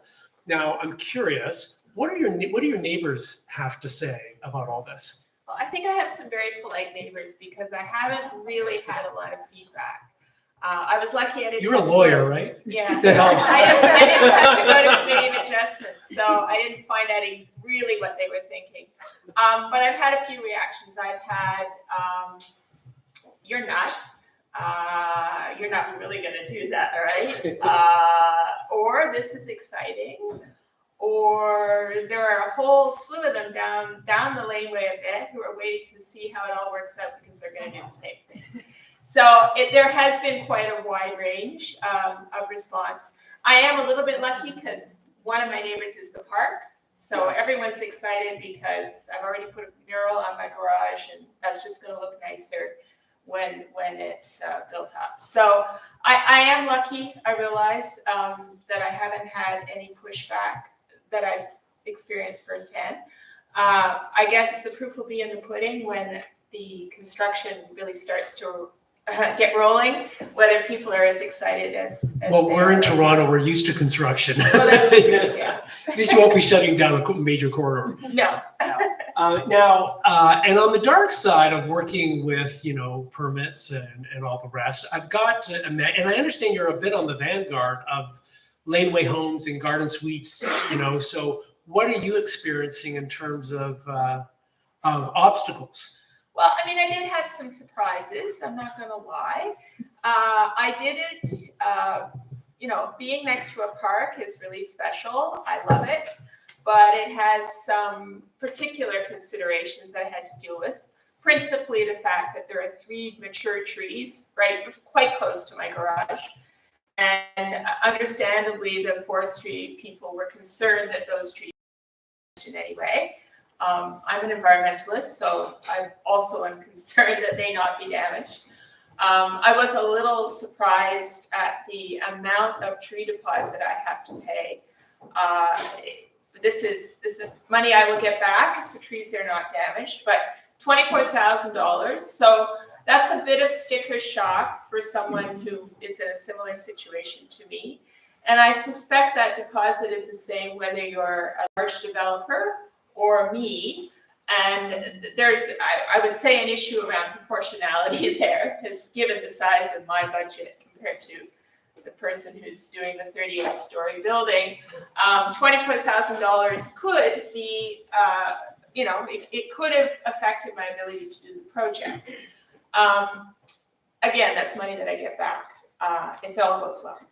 So the second issue that I hadn't really thought through, and I probably should have, was fire suppression. So we don't have a fleet of fire trucks that can navigate a laneway. I think that's an issue. I think we're going to have to rethink how we, the kind of fleet we have. They certainly have much smaller fire trucks in other parts of the world that could navigate a laneway. But we don't have that, so I had to deal with issues around proximity to a hydrant. I'm not close enough, so I've got to put in a full sprinkler system with a 45-gallon tank to feed that sprinkler system in the event that there is a fire. So again, this could have been prohibitive. I have decided long ago I'm going to die with a mortgage, so I said, what the hell, let's do it. And that's been my approach. But that's an expense that might have stopped the project. And then the third issue, I guess that came as a bit of a surprise, is just how overloaded the bureaucracy is right now and how difficult it is to actually get your approval on the right desk, or your application rather on the right desk for the approval that's necessary. And so it delayed me by, those 3 things probably delayed me by 6 months. And that's been a bit of an issue for me because I made a whole bunch of other decisions predicated on me moving into this suite by January 1, which isn't going to happen. But, on balance, I'm excited to be moving ahead. Yeah.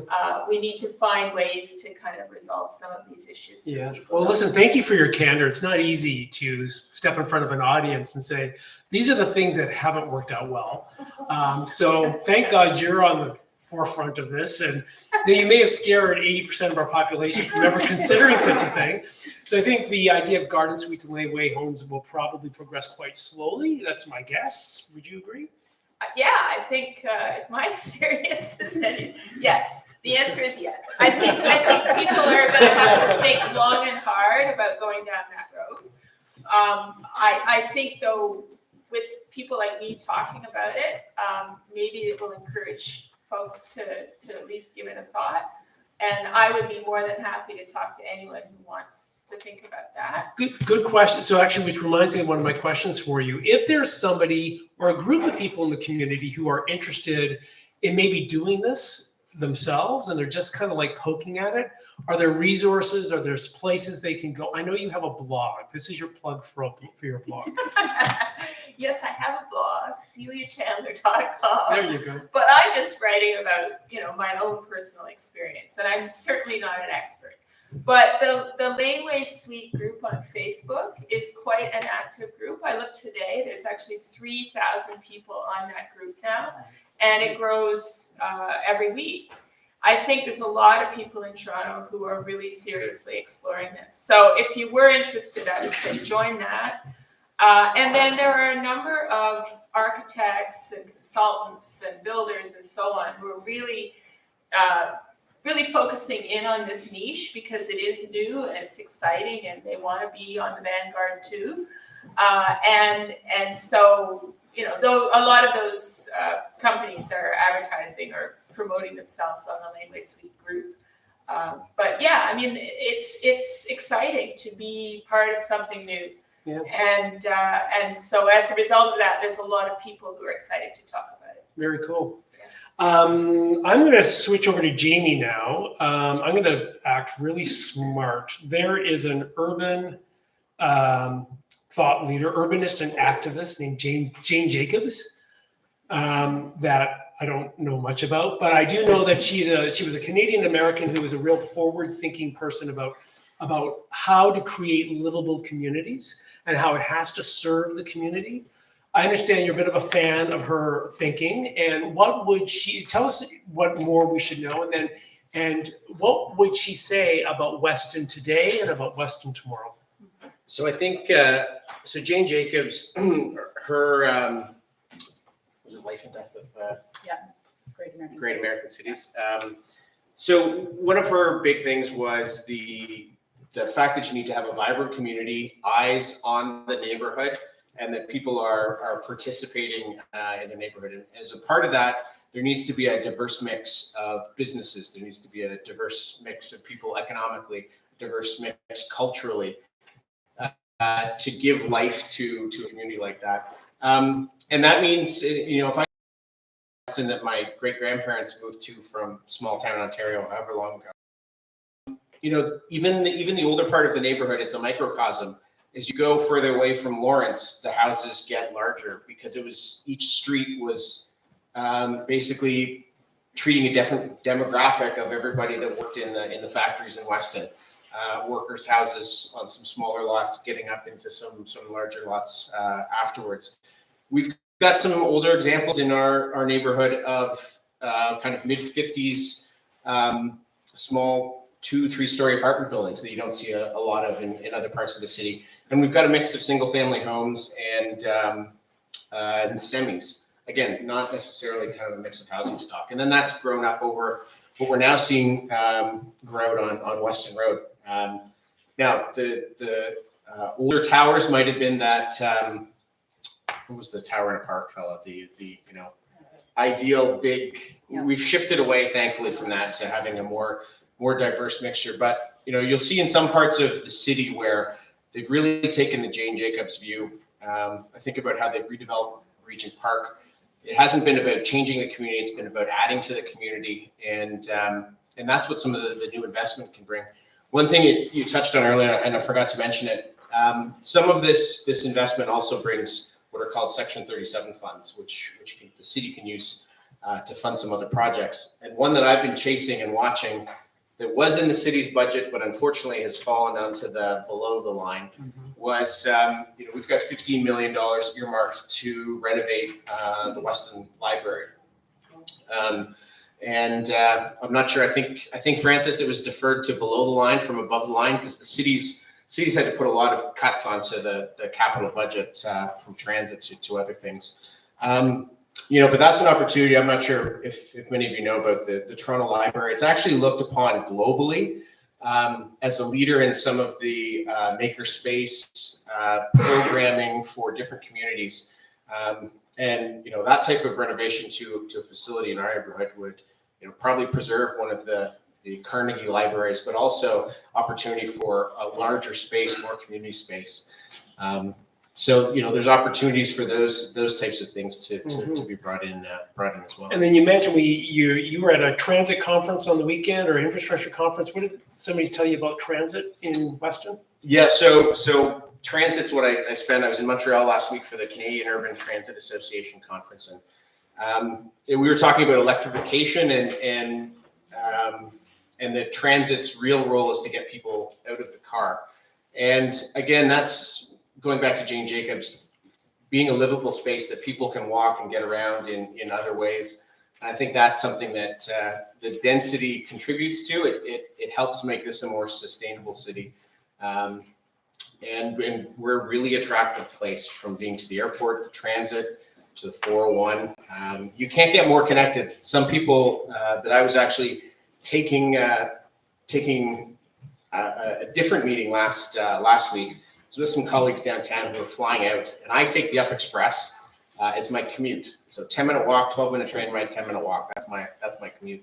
And they were going back out to the airport, and they were shocked at how quickly they were able to get there compared to the commutes that they were looking at. And one was from Saskatchewan, who had a few-hour drive home.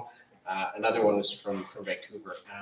So when you get an outsider's perspective of just how, you know, connected and unique a location we are, you know, it shows the potential that we've got. So Jane Jacobs might say some things are working out well, despite how jarring it feels.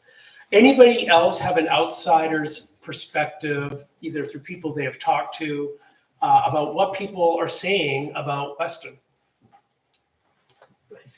Yeah, sure. Okay.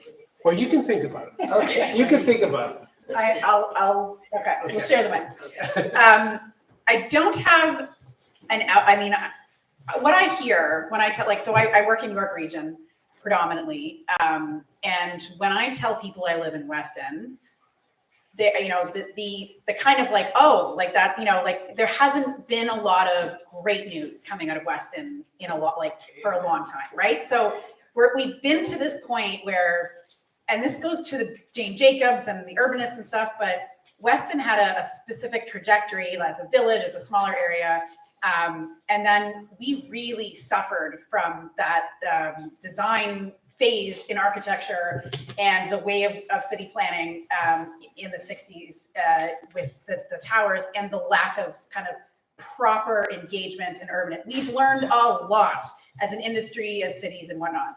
So my perspective, I think, from an outsider, like a more of an academic review and a background in planning, is really more about like getting that trajectory back on track, keeping that kind of heart in the village. And when we don't get investment, and Francis, sees this firsthand for many years as our counselor. When you don't have investment, like things just go downhill. You need to have private dollars coming in. You need to have growth, and you need to have change to continue. So, like from an outsider, you see all these good things coming in, and you have all these pieces together. We're getting that here, but the real question I think that everybody's looking at is, how is it going to work? Like, how is this going to work here? We have all these applications. We've got this great transit. How are we going to keep our roots as this village and this working class and this inclusive community during all of this change? And I think there's a lot of people looking at Weston because of that. Yeah, I've walked a brew with Dave Bennett. We walked a brew pub and a brewery through Weston, who was looking at prospective locations to set up shop. We walked a high-end coffee chain. I've talked to a franchise bakery, well, Cobb's, let's just put it out there. Fresh produce. I mean, I can't tell you how many fresh produce stores I've visited in the city with letters in Mandarin and Cantonese and English, and trying to find a way to introduce Weston to them. And what I'm hearing is pretty universal. Weston is considered a place that is up and coming. Weston is dynamic. Every single one of them told me Weston is on their radar. Right. Now, when we toured some around, this was pre-COVID, so this was a couple of years now. The key question they asked was, we need an anchor. If we're going to go and open up a shop and spend $500,000 to set up a franchise here, we need to know that the retailers around us really care. And so they're looking for an anchor. So the idea of a Loblaw coming back onto Main Street, Weston, 200 meters from my house, is very exciting. And did anybody want to comment on that? Audrey or? Well, I would agree that we do need an anchor tenant, and that's probably the most difficult part for a BIA is to attract the businesses. But as you both touched on, there's a lot of potential here. And with the redevelopments, and of course, new businesses going to move in, I think it's going to happen. Yeah, great. Anybody else want to comment on that? Yeah, one thing sometimes people rightly criticize some of the condos downtown that you get convenience store, dry cleaner, bank, rinse, lather, repeat across. And one of the things, when developers come in to build some of these new buildings, there's a few different ways that they can deal with the commercial. They can be someone who actually retains it for a long term. So they've got a bit of a stake in the community going forward in order to find those tenants and get the right tenant mix. Particularly promoting local businesses if they're able to stay. You've got others where a developer will come in, do their building, get out, and they'll try to do what are called condo retail, where they sell off the condo units. And in some developments, you can probably speak to this more than me, that can be successful, or it can actually cause a lot more empty storefronts. So another important piece of the conversation that we're having with these developers is to get an idea of what they see for the commercial mix. Is there an opportunity for businesses that are here to still stay here as opposed to be squeezed out? Or are they looking for businesses that are going to contribute to the neighborhood going forward? Those are the types of conversations that we'd like to be able to have with developers as they come in. Okay. All right. I'm going to throw something out that I don't think we've discussed at all. Weston is a very diverse community. It's one of the things. I'm a big believer in strength through diversity. I might look like your average middle-aged white guy, and I am. I can't hide that. But I'm a member of the LGBT community, and my partner is brown-skinned. I live on a very small street with a couple of other mixed couples on the street, which is very heartwarming and helps make my partner feel like he belongs. And we have neighbors that put up pride flags. I was asked recently why I don't put up a pride flag. And for a guy who simply doesn't normally care, there was a part of me that was like, but then people will know where I live. And so there is still deep-seated in me a feeling of, do I belong? Now, I've lived here for 25 years, and I've been out in every environment that I've worked at and been a part of. So this is one form of diversity. There's a lot of rich cultural diversity here. In what way do you guys think that the future of Weston will evolve with that diversity? Thoughts, comments? Yeah, please. Jason and I had some good conversations, and we've had so many conversations with this board about the real need to have people at the table who have a variety of lived experiences. So having, and that isn't easy to ask. Like we have to bridge together some of our communities, and really we have way more in common than we have apart. And it's really like, as sitting up here, like speaking about affordability, I completely want to recognize that there are people who can't be here or don't have the opportunity to be here because they don't have the privilege to do so. They're unable to be here, physically. They could be restrained with jobs. There's lots of people in our community struggling to make day-to-day payments on their rents and to be there. The ODSP program, like there's a lot of struggle, and that diversity of perspective is very different than somebody like yourself, Jason, or myself, who own a home and have seen that, and we think about density and growth in a different way. So we really need this. We are one residents association. We are one community. We have one shot with these developers to bring this in. And we don't want a bunch of people who just look like us with our experience to go tell the developer what this community needs. We need to understand what the larger community wants, which is why we're here today asking and promoting and wanting to get more involvement from a variety of lived experiences, marginalized people, racialized people, more renters, different socioeconomic backgrounds, different cultures. There's a lot that we don't understand. So I think the way forward is really the grassroots of just integration first with, what we have in experience, really building that community while we're going through this growth and keeping in mind the people who are not in the room when these decisions are made and why they're not in the room and what they would want to say. So just keeping it as your forefront and not just a token at the end, but really mottoing as we've done in our constitution and as we have tried, with outreach to really model that the diversity and the lived experience is what makes Weston so great, and we need to capture that going forward. Celia.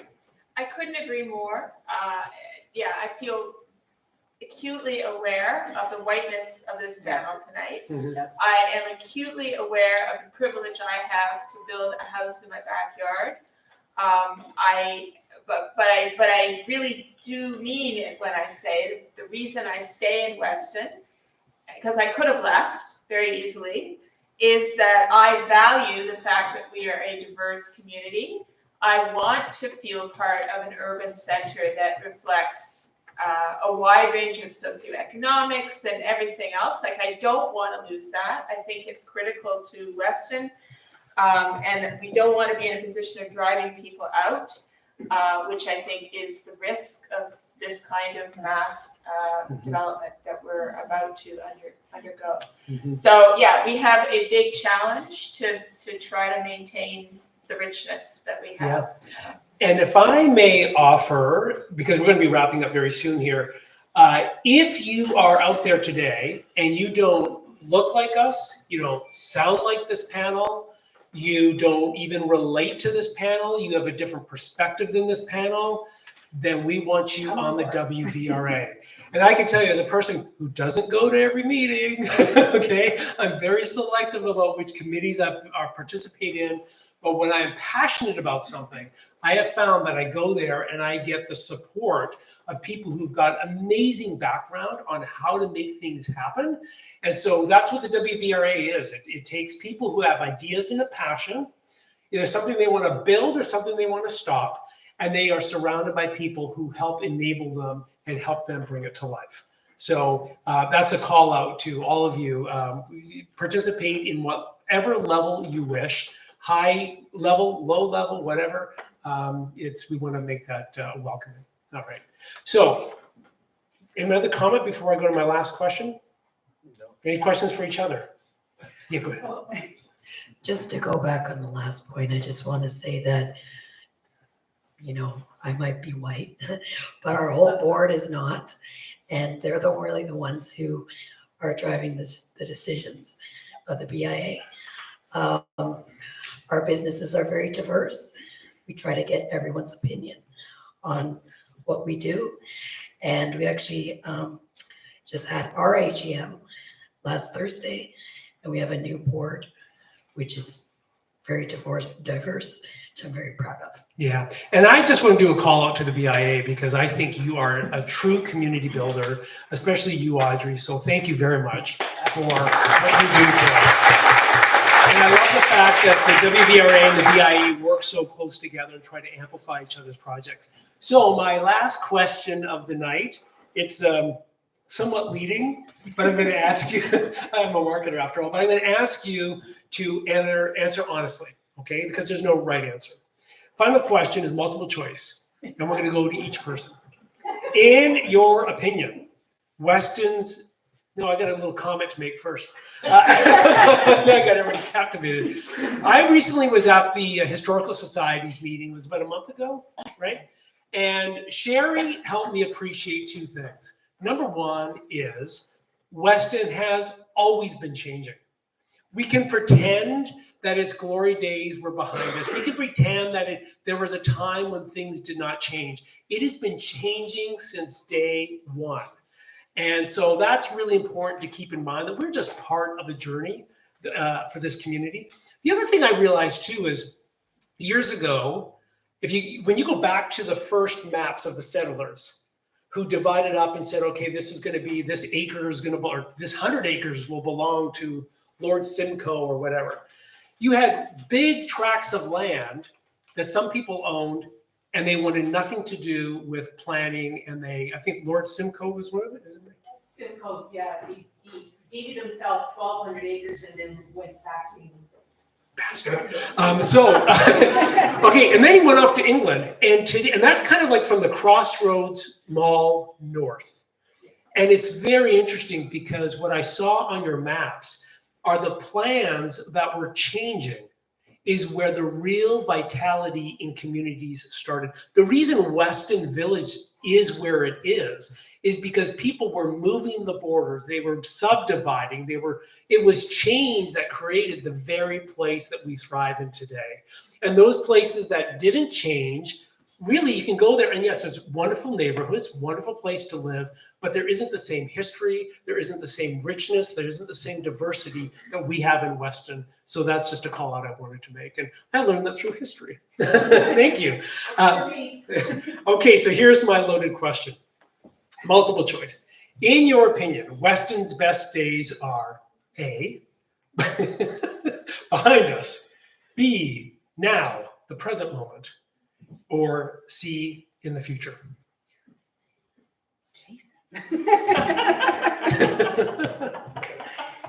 Audrey, go for it. I would say B, now. Yeah. Because there's so much potential. Change, in my opinion, is good, and potential for so many great things to happen. So I'd say B. Thank you, Audrey.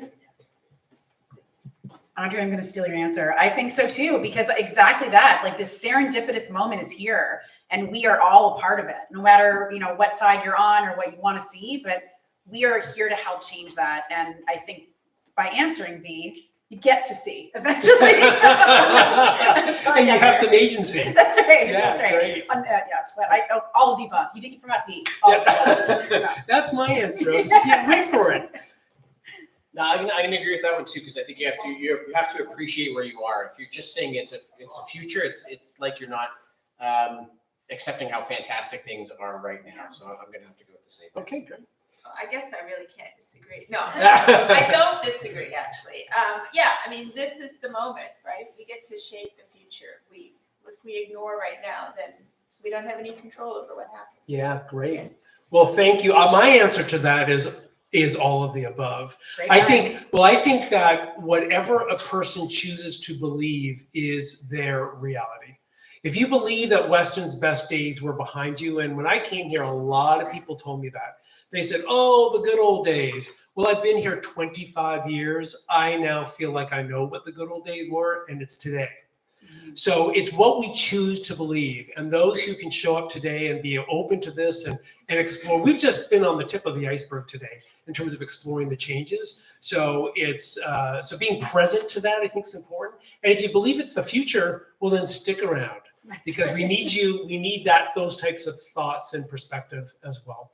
With that, we're going to wrap up our discussion. It's been fun for me. I hope you've enjoyed it. You guys, thank you so much for putting yourselves out here. These are just residents in our BIA. Thanks for sticking around and being a part of it. And thank you, Jason, for an excellent moderation and always an exciting conversation. A little bit of caffeine. And we're going to wrap up with Tom. Really quick. Okay, really quick. Thanks.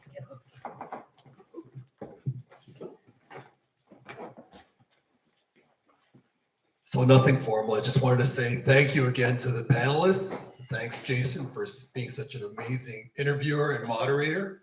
And thanks to our sponsors who helped us make this happen tonight. And thanks to all of you for attending. We really appreciate it. Thank you.